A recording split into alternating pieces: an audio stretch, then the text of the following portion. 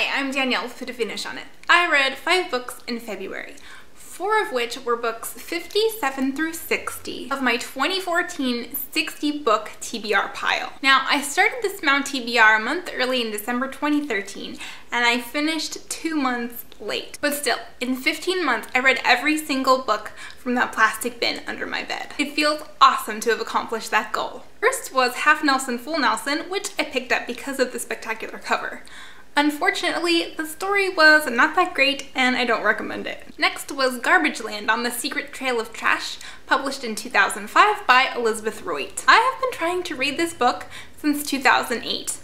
I read the first 50 pages a few times over the years until this month when I just decided to power through it. Garbage Land explores the question of where the author's trash goes after it's been thrown away, because of course there really isn't an away. Roit examines the issues around landfills, recycling, waste to energy, plants, composting, incinerators, and water treatment, and everything to do with consumption and waste. I find this stuff both incredibly fascinating and incredibly depressing because our planet is very clearly finite while our capacity for consumption and waste is not.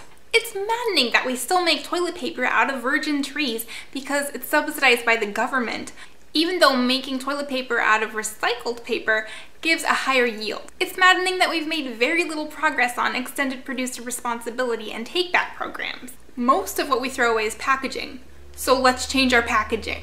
If you find any of this interesting, I recommend watching the Story of Stuff project and checking out another of Roit's books called Bottle Mania, which is a microhistory of bottled water and is a bit shorter and easier to read than Garbage Land. Third was Up From Slavery, Booker T. Washington's autobiography, which I chose to read as part of my efforts to join the race conversation, and I'll have a separate video up about this book. Fourth, I read Going After Cacciato by Tim O'Brien. It's a Vietnam story.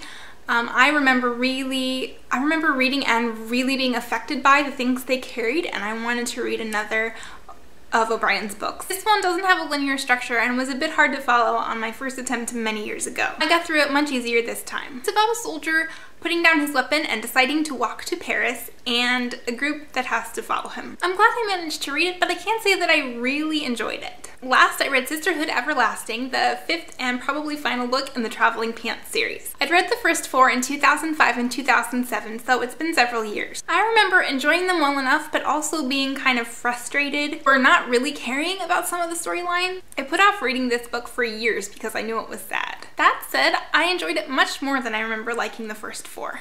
I really appreciated that all girls were experiencing the same event instead of it focusing on one girl's issues. There were some really beautiful and truthful lines in this book too. One that I really loved was, she loved her mother and depended on her mother, and yet every single word her mother said annoyed her. I really appreciated being able to see these girls again in their late 20s, still not feeling like grown-ups, because I've been there. And that was it! All 60 books from my TBR pile finally done. What lofty reading goal have you accomplished lately?